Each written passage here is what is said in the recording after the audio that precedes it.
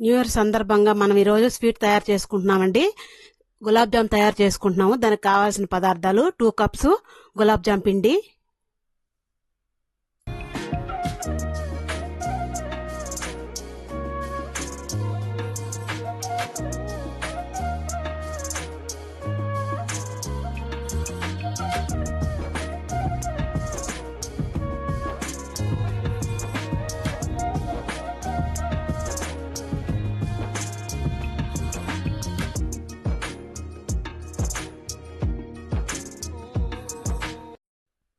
ఈ 2 కప్పుల పిండిని ఒక గిన్నెలో వేసుకొని మనం చక్కగా ఇట్లా ఉండలు లేకుండా కలుపుకోవాలండి. వీలుగా ఉంటుంది కలుపుకోవడానికి. అట్లా ఉండలు లేకుండా ఉంటే బాగుంటుంది, స్మూత్ గా ఉంటుంది పిండి. అప్పుడు కొద్ది కొద్దిగా వాటర్ వేసుకుంటూ కలుపుకుంటూ ఉండాలి.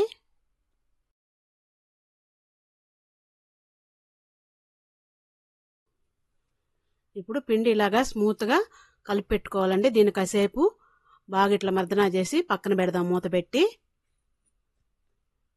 దీనికోసము కావాల్సిన జీరా తయారు చేసుకుందామండి, చక్కెర పాకము. ఇప్పుడు గులాబ్ జామ్ పాకానికండి వెడల్పాటి గిన్నె పెట్టుకోవాలి. ఇందులో మనము 2 కప్స్ తీసుకున్నాం కదా గులాబ్ జామ్ పిండి. ఇప్పుడు అదే కప్పు తోటి 3 కప్స్ పంచదార తీసుకుందాము. వెడల్పాటి గిన్నె ఎందుకంటే గులాబ్ జాములు ఇరుకిరుగ్గా ఉందనుకోండి ఇరిగిపోతాయి. ఇలా వెడల్పుగా ఉందనుకోండి బాగా విశాలంగా బాగుంటాయి. గులాబ్ జామ్ ఇరిగిపోకుండా ఒకదాని మీద ఒకటి పడకుండా బాగుంటాయి. ఇప్పుడు 3 కప్స్ చక్కెర వేసాం కదా, ఇప్పుడు 4 గ్లాసెస్ వాటర్ పోసుకోవాలి. ఇది ఓన్లీ చక్కెర కరిగేంత వరకే కాకుండా కొద్దిగా అట్లా తీగలాగా వచ్చినట్టుగా ఉంటే మాత్రం గులాబ్ జాము జీరా అనేది బాగా టేస్టీగా ఉంటుంది.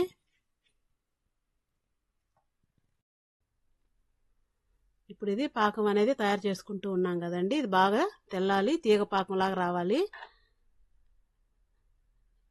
ఇందులోకి ఒక చిటికెడు ఇలాచీ పౌడర్ వేసామండి, అంటే ఏలకాయ పౌడర్ వేసాము 6 స్పూను. ఇప్పుడు అది వేసాం కదా, చక్కగా ఇంకోసారి కలుపుదాం దీన్ని పాకాన్ని. ఇప్పుడు పాకం వచ్చిందేమో చూద్దామండి. వచ్చింది, అలాగ అంటుకుంటే చాలు. ఈ పాకాన్ని స్టవ్ ఆపేసి పక్కన పెట్టుకుందాము. ఇప్పుడు గులాబ్ జాము ఉండలు అనేది తయారు చేసుకుందాం మనము. ఇప్పుడు గులాబ్ జామ్ పిండి తీసుకొని చక్కగా చిన్న చిన్న ఉండలు చేసుకోవాలండి. పెద్దవి చేసామంటే పాకం అనేది లోపలికి వెళ్తూ పిండి కూడా పచ్చి పచ్చిగా ఉంటుంది. అందుకని చిన్న చిన్న రౌండ్ చేసుకున్నామంటే అవి జీరాలు వేయగానే కొద్దిగా పెద్దగా ఉబ్బుతాయి. పాకంలో కూడా బాగా జీరా అనేది పీల్చుకుంటుందండి. అందుకని చిన్న చిన్న ఉండలే చేసుకోండి. అన్ని ఇలాగే తయారు చేసుకోవాలి ఉండలు.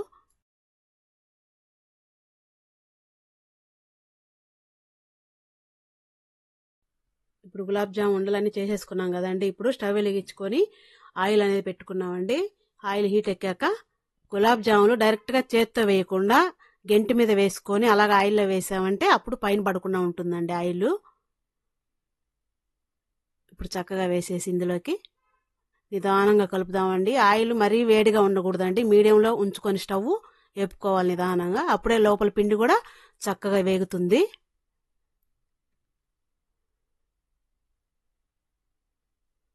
కొద్దిగా గోల్డెన్ కలర్లో వచ్చేదాకా వేపుకుందాము, మరీ ఎర్రగా కాకుండా.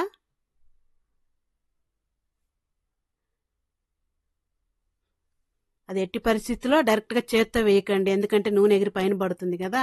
చక్కగా బాల్స్ అనేటివి గెంటి మీద పెట్టుకొని నిదానంగా నూనెలో వదిలేమంటే అప్పుడు ఆయిల్ కూడా పైన పడకుండా ఉంటుంది.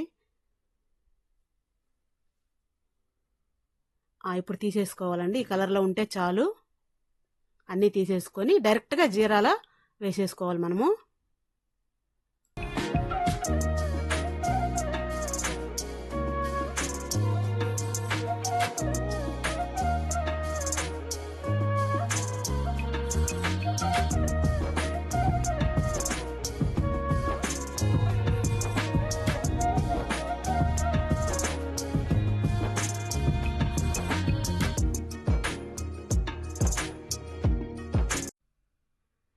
గులాబ్ జామ్ అనేది జీరా పీల్చుకొని చక్కగా ఈ విధంగా ఉబ్బినాయండి. ఎంతో రుచికరమైన గులాబ్ జామ్ అనేది తయారైపోయింది.